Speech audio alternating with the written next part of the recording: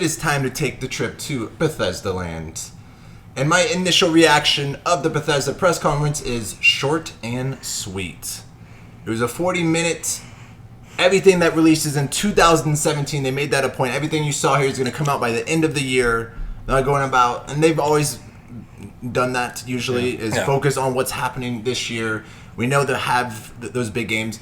Would I wish to have seen Elder Scrolls 6? Yes. Would I wish to have seen the sci-fi game that team might be doing as well between Fallout and Elder Scrolls? Yes, but short and sweet, and it had the theme, and they kept that throughout the entire press conference, and it was fun. It was fun. It was unique with, but that's my initial reaction. What about you, Mo?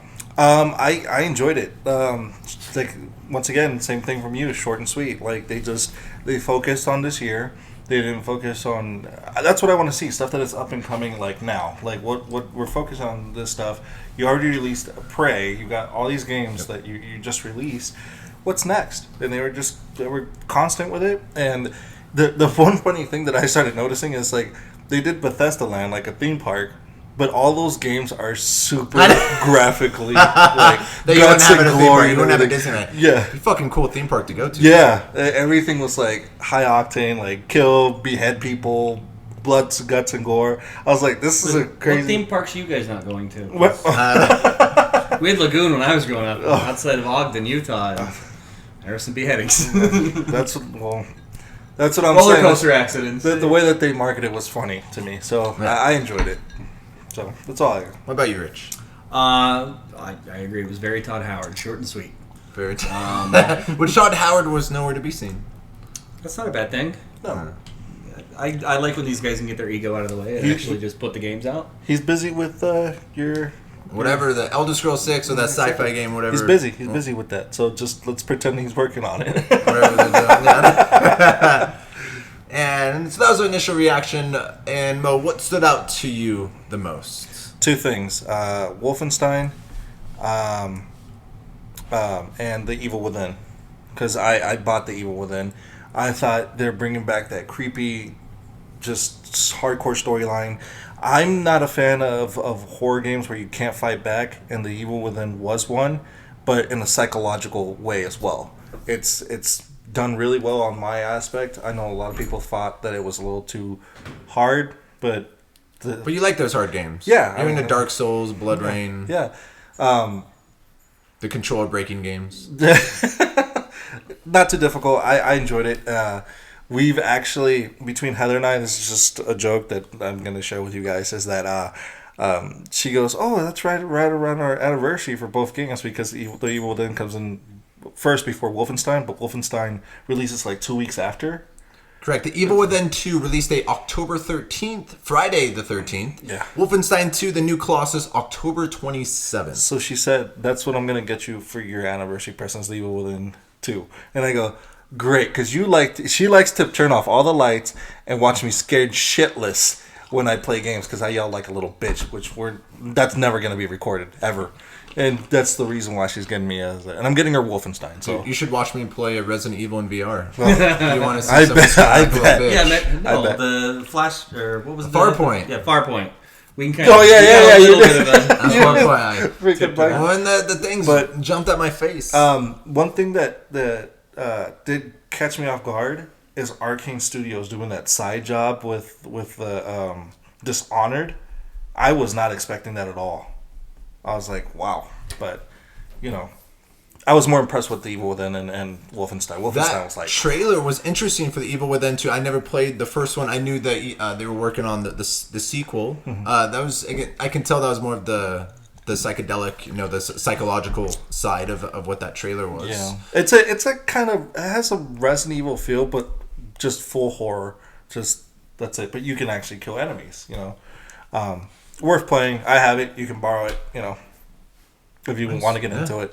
Yeah. I might so. What stood out to me was, if you've been watching prior episodes, I am a huge VR fan, and I do hope that comes a PSVR. I have my doubts that it will. The two games they announced at the Bethesda Press Conference was Doom VFR and Fallout 4 VR.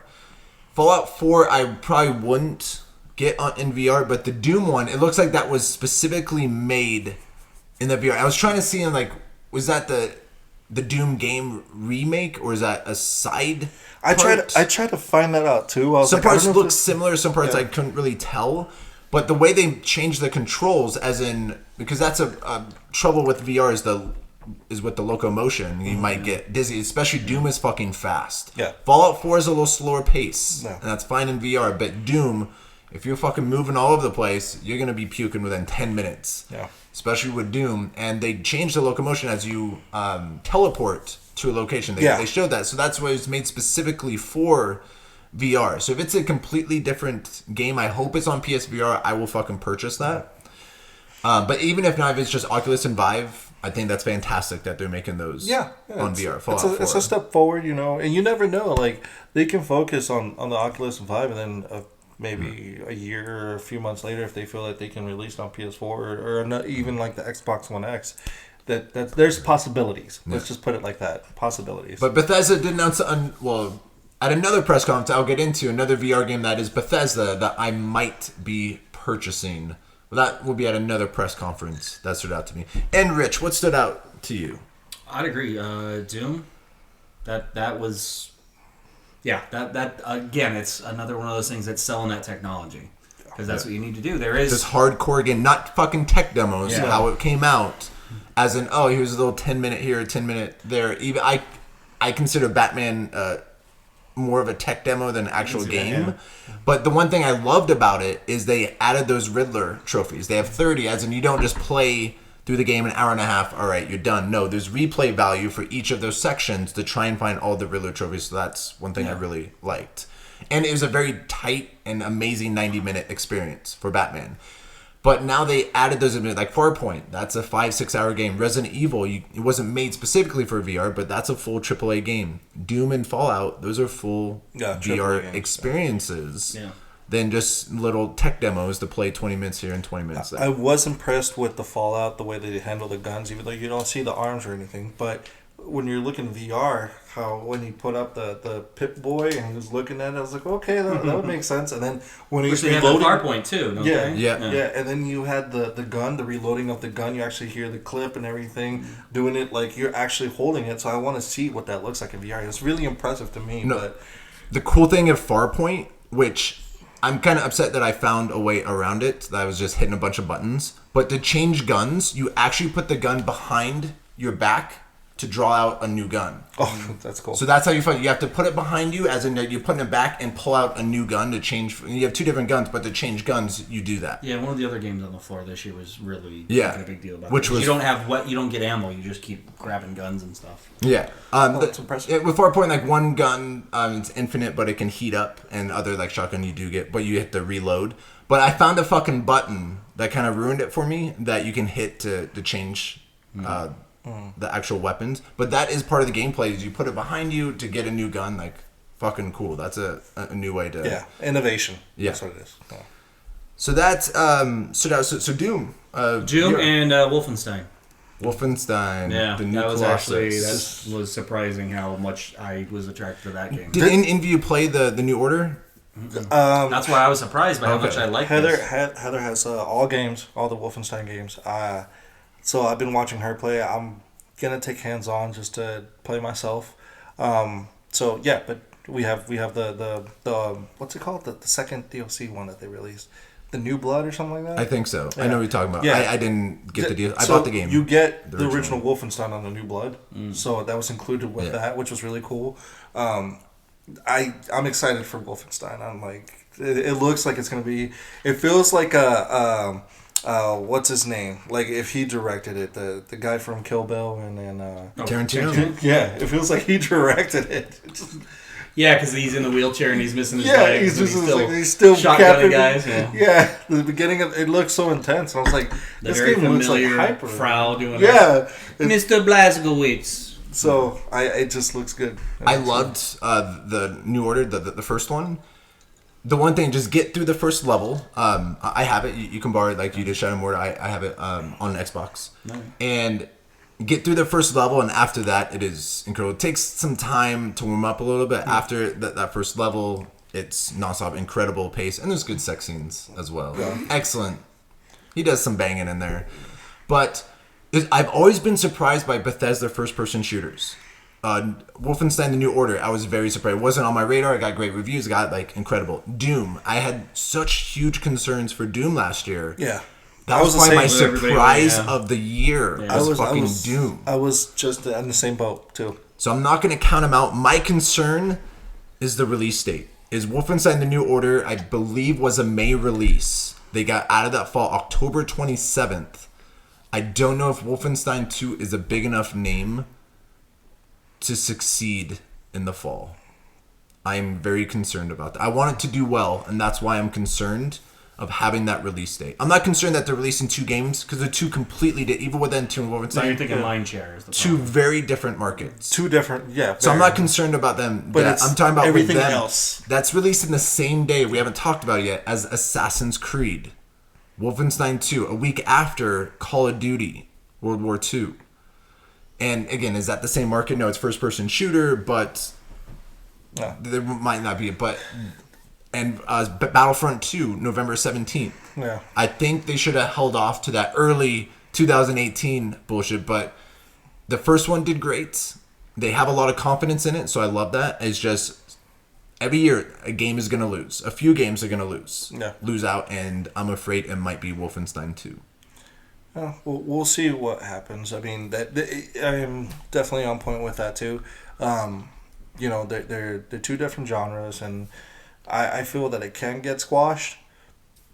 But then again, like if the reviews come out and something's bad, some people wait for reviews. Yeah. And the reviews come back bad for another game, then they may end up on top. Right, Assassin's Creed Origins might be a fucking you don't know clusterfuck. You don't know. It looks great. It looks great. It looks for now. incredible. It looks like a storyline, but I won't be getting it day one, but I will be for sure picking it, because October 27th is a crazy day, which we'll get into why. But that's one big game releasing October 27th.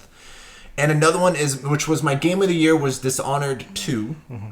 And they have that DLC. I'm not much into DLC, but it's Dishonored 2. It looks so like they're just capitalizing on that storyline, and it looks so captivating. I was like, where's this coming from? This is cool. Like, Arcane Studios. All right, here we go. So that stood out to me. I'm very curious how that is going to be, especially with the powers you'll be able to use. So Dishonored 2 Death of the Outsider DLC was announced. So that's what stood out to me. All right, so we're going to talk about disappointments. What was a disappointment, as in what was shown or what might not have been shown? I wasn't disappointed with anything. That's what I expected from Bethesda. I didn't expect like a huge, ordeal thing. The one thing that I found interesting was the card game that they have for Fable? No, fuck. I'm sorry. Fable. That's a different conference. It is a Fable. But wasn't it is it Gwent for the? No, that's something else. I have no idea what I'm fucking talking about. But there was naming things though. All the fucking hardcore card Pac-Man. games. Was it Pac-Man? Tetris? Was it Tetris? Battletoads, right? A Battletoads card game. You got it. Yeah. You got it in 4. Yeah. You got it. Wasn't it the Elder Scrolls? Don't they have a card game? They had a card game there that it's in there. And I was like, it looks interesting and fun. I've never played card games. I don't know. Obviously, I don't either. I don't know. That would have been that's something I would have overlooked immediately, but a lot of people play it. There's a market for it, and they didn't do. Last year, they did a bigger segment for that, and they shortened it for this one. So they just showed the video, and they're like, "Here, this is it." So you guys know that you're getting expansion. So no disappointments. I mean, that's it. And Rich, I would agree with Mo that there wasn't really any major misstep or anything like that, but I would have liked to hear something about the thing that's coming out that could be Fable, or I got Fallout 5 or Elder Scrolls 6 or this new IP sci-fi. Yeah, I want to see the unannounced IP would be nice, and also since we got Wolfenstein 2, I want a remake of Commander Keen since that's his grandson. So let's get the ball rolling. Come on. That'd be interesting. I would love that. Probably my disappointment is I'm okay and it was short and sweet, so their conference was tight. Again, they had it fast-paced, 40 minutes, in and out. Here's what we're doing in 07. I thought that was great. I just think you should mix a little bit of what's coming after 2017. That's okay to focus 2017, but you can say, all right, that's everything coming 2017, but and end it with future.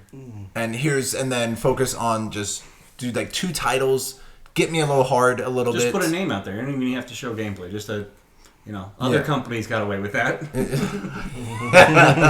We'll get there. I'm not even complaining on that one. No, it is one of those. I'm not hyped because there's nothing. That probably would have got me like just fucking put Elder Scrolls 6. I would have fucking came in my pants. Just show the fucking title, Elder Scrolls 6. We all know you're making it. Just fucking show me, and I would fucking come, and I'd be sound like, oh, all right, that was what I needed. But no, just show a title. Like we know you're making it. I know you're very proud. Let's show 2017, but do a little mix. At the very end, just do one quick little tease of a 2018 title, even beyond. But I would go 2018. Just spoil with all the Marvel movies. You want Nick Fury to show up and yeah. But overall, it was a very tight, short, and sweet press conference. It's not that we can't say we're not excited for the games that are coming out this year. I mean, it is what it is. But we also kind of knew what they were coming out with, so they didn't get what they wasn't needed to. Any surprises. They didn't let us down, but they didn't shock us. But yeah, we got some meat on the bone there. Yeah, so. like last week, I knew that they were gonna do like a Wolfenstein, and he even said The Evil Within, like they have to, because the people they have a following for that now. So to follow up with a game like that, I'm like, this is super creepy. The little trailer, I got scared shitless when the fucking shadow came running at the face. I jumped. I'm sorry. I had the lights off. It just I think it was Heather actually. She did it on fucking purpose. She knew it was coming up. She turned off all the fucking lights, and I fucking jumped like a little bitch. So is that going to be your first live play? Do you playing The Evil Within 2? I don't know. I might do it. I don't want to, but if I have to. So we can see Mo scream like a little bitch? I played through the first one. I hated it. I didn't hate it. It was a good story, but I mean, I could do a live play, and then you guys could be like, this guy's a little bitch. I just wanted to play Resident Evil 7, and like when something comes out, we're standing behind him and go like, like oh god! Yeah. You'll shit yourself in Resident Evil 7. So let's do that at your house. Yeah. It wouldn't be the first time you shot on my floor. Well, there we go. It's another story for another time. You usually do have shitty parties. Sorry, Sorry, no, they're actually fun. That was well played. I deserve that one. Fuck, that was good. All right. Guess who's not getting invited to that one? Yeah, no rotation. No, not here. So that was our impressions of Bethesda Land and the Bethesda Press Conference. Please let us know in the comments below what you felt about the conference.